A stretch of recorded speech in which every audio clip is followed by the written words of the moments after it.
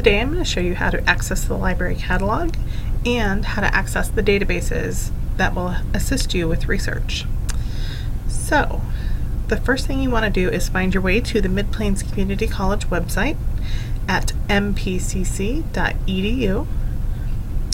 Once there, you want to click on or hover over Student Resources, and then in the third column under Study, click on Learning Resource Center's Libraries.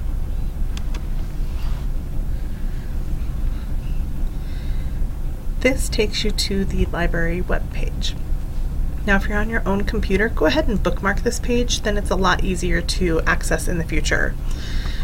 A couple of things about the library webpage. We have our contact information. I'll highlight that. So, phone numbers to our campus locations, and then we also have an email address. You can click on this email address and there are multiple staff members that receive the email and somebody will answer your question as soon as possible. We also have our hours listed on the right hand side of the page. Any special hours that we may have because of any closings will generally be at the top of the page. And then in the middle we have Ask a Librarian.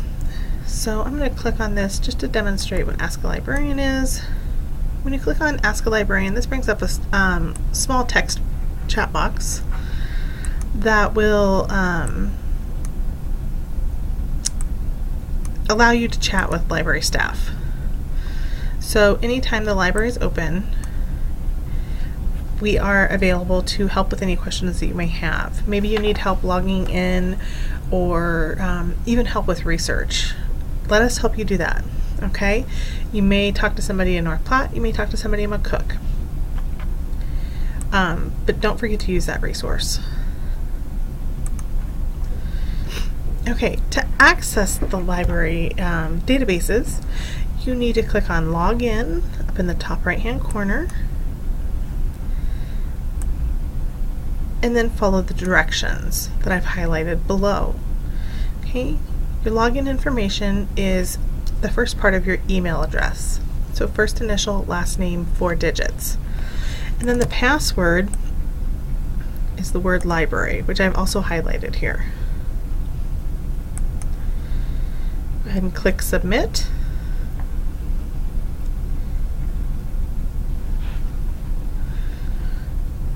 And then once you're successfully logged in, you'll notice that your name is in the top right hand corner, as well as you'll see the databases link below the blue bar. Okay, this link is only available once you've logged in because we want to make sure that only Mid-Plains Community College students are using our databases. When I click on that link, it opens up a web page that has all of our databases broken down by subject category.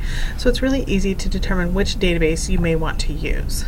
Okay, I recommend starting with in the general category because these databases cover a wide variety of topics and you will find something using these databases. So first we've got Academic Search Premier, and I'm going to maximize the screen. So using a database is a lot like using Google. Okay, the thing to keep in mind is the database is going to make you work for that information, where Google really wants to try to figure out what you're searching for or what you're talking about. The databases expect you to know. So for this search, we're going to look for global warming. And you can see as I start typing in the terms, different options are populated. Okay, so global. We've got global warming, globalization, global warming, and climate change. Use those different search terms because you may have to run 2 or 3 different searches to find exactly what you're looking for. For this one, I'm just going to use global warming, and I click search. So this search term comes up with over 16,000 results. Keep in mind that you're not expected to go through every single one. Okay, some may be completely off base from your topic. There are several things you can do to narrow down those search results. one of the first things on the left-hand side of the page is to use the slider. So if we want something within the last 10 years, I'll use the publication date slider, move that over to 2008, and it's not quite moving yet. There we go. So 2011, it drops me down from 16,000 to 5,751.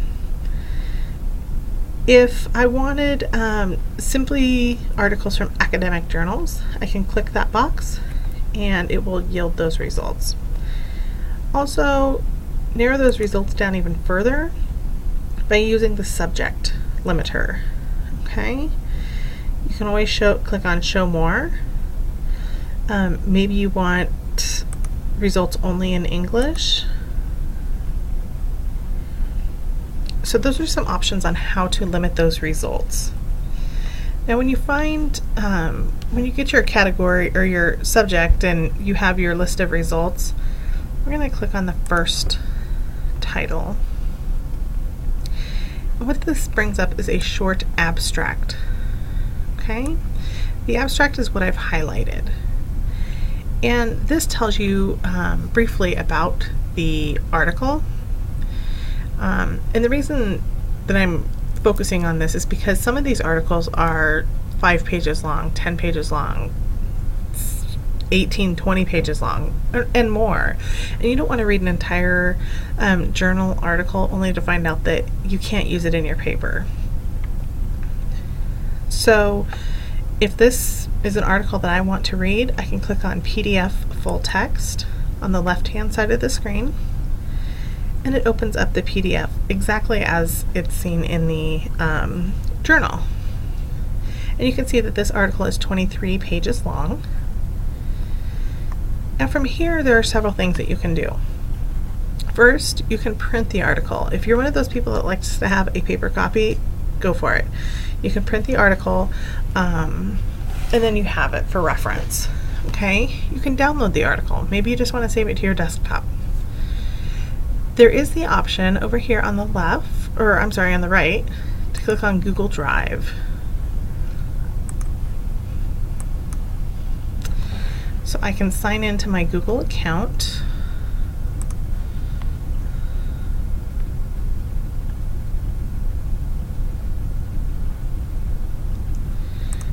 Let's try it again real quick.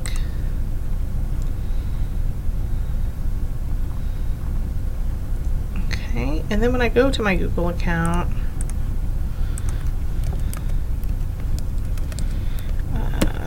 Drive.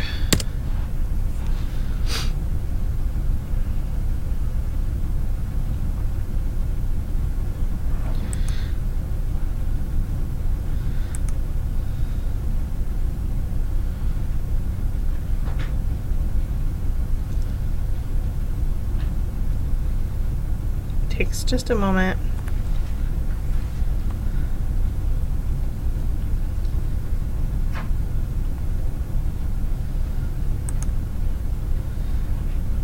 I have an EBSCO folder that has all of the different articles that I've saved.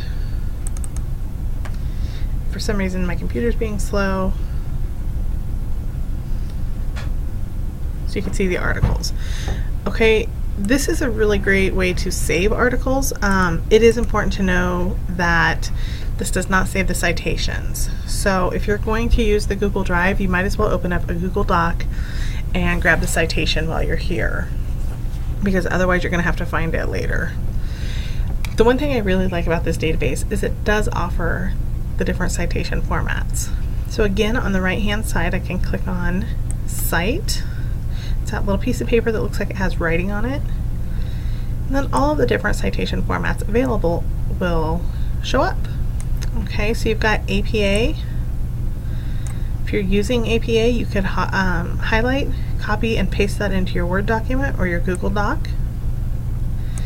Then there's MLA. You can do the same thing.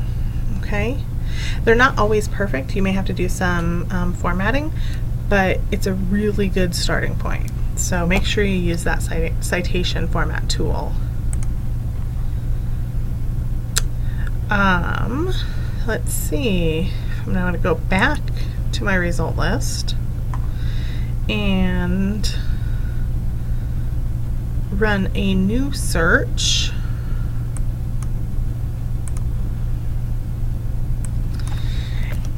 And I'm going to highlight the importance of making sure that you spell your search terms correctly. Okay, so if I were to ask you to search for Stephen King,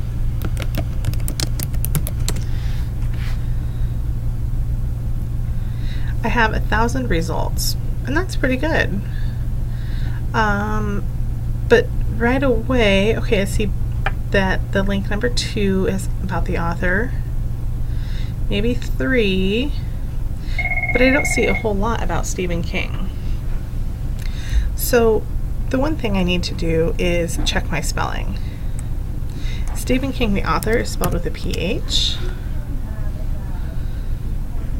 And when I correct the spelling, you can see that I have over 3,000 results. And right away, they're talking about Stephen King, the author, and that's very clear. Okay, so again, I'm going to look at the abstract. In this case, the abstract is shorter. I'm going to click on PDF full text.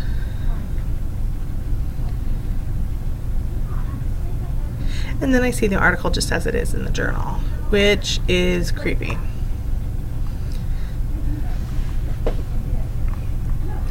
Again, you can print it, you can download it, maybe you'd like to email it to yourself, and use that citation format.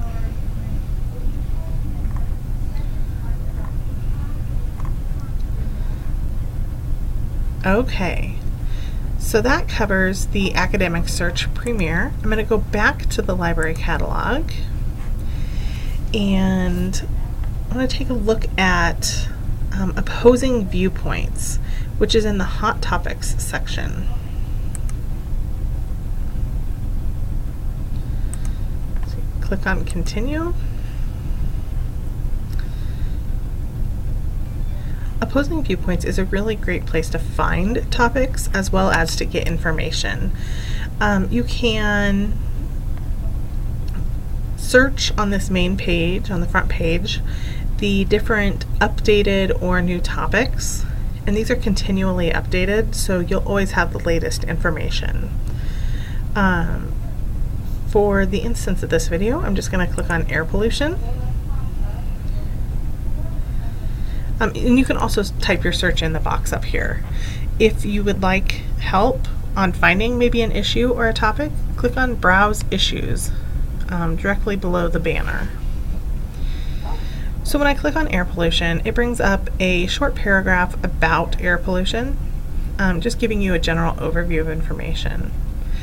At the top, the first 2 columns are featured viewpoints and viewpoints. Those offer good information. However, I like to jump down to the academic journals. Okay, this is the place where you'd want to go to grab that information for your paper. Sometimes they offer statistics. There may be audio recordings. Generally, they're pieces from NPR. Perhaps news pieces from the newspapers or magazines. There may be videos. And then there's websites that you can also check out. When we go up to click on an article, you can read the article, or you can click on listen, and the article will be read to you. A double whammy for corals. Global warming and local weather combined to cause massive bleaching. You can use the citation tools, and it's automatically set to the MLA 8th edition, which is the correct edition. It's not perfect, so you will have to adjust that, but it's a good start. And then you can also look at the related subjects: air pollution, coral reefs, coral, global warming. And those related subjects will change depending on the article and what that article is kind of focusing about. Again, with this database, you can sign in with Google and save an article to your Google Doc. You can print something off or save it to your computer. I do like this database for the highlights and notes. Okay, close that. So when I highlight something, I can highlight it with a certain color and then type in a note.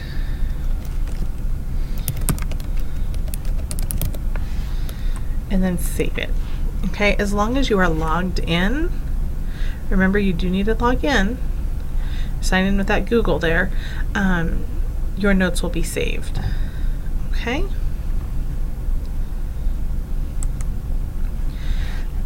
Other databases that you might find useful are the Films on Demand, which is our video database, and you can find a wide variety of topics featuring different video segments or complete videos, documentaries or something like that. So if I click on The Secret Life of Chaos, you can see that this video is 59 minutes long, but then the different segments are broken down. The one thing that I really like about this video, about this database, is it offers the transcript. So over here in the right hand corner, when I click on transcript, it will highlight the text as it's reading it, which is really nice. This is a film about one very simple question. Sometimes people learn better or understand information better if they can maybe listen and read it at the same time. This database also offers the citation format. So you can click on citation, MLA is highlighted, then you've got Chicago or Harvard. You will have to create the MLA, but that's not too difficult, and the library is happy to help if you need any assistance. And then we also have ebooks. So our ebook database looks a lot like Academic Search Premier, and you can type in a certain subject. So I type in global warming. I find 487 books that have something to do with global warming. And you can read the PDF, you can download it to use offline. It has the same features where you can add it to your Google Drive. You can print certain chapters. You won't be able to print the entire book due to copyright, but that they will tell you within this abstract area. I've highlighted here you can print and save up to 100 pages. Then they also have the citation format, so if you wanted to use this book in your paper as a reference, you totally could.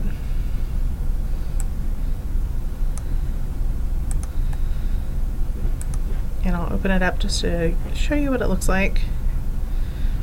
The one thing that I really like about the ebooks is, unlike a physical book, in the ebooks you can easily skim through and find those maybe keywords or topics that you're looking for. Okay, so for example, I want to search within this ebook, and I'm going to click, just search for climate. Okay, pretty general. You can see that there's 62 matches found, and it gives me all of the different times that climate is mentioned within the text, and then I can click on this and it takes me right to that page. So that's super handy because you don't have to leaf through the entire book or skim the entire book. The computer does it for you, so take advantage of that. Again, if you have any questions, please use the Ask a Librarian, or give us a call or email us, or if you're available, stop in the library. We're happy to take 15, 20 minutes, 5 minutes, whatever time that you have. We're happy to help you with your research needs.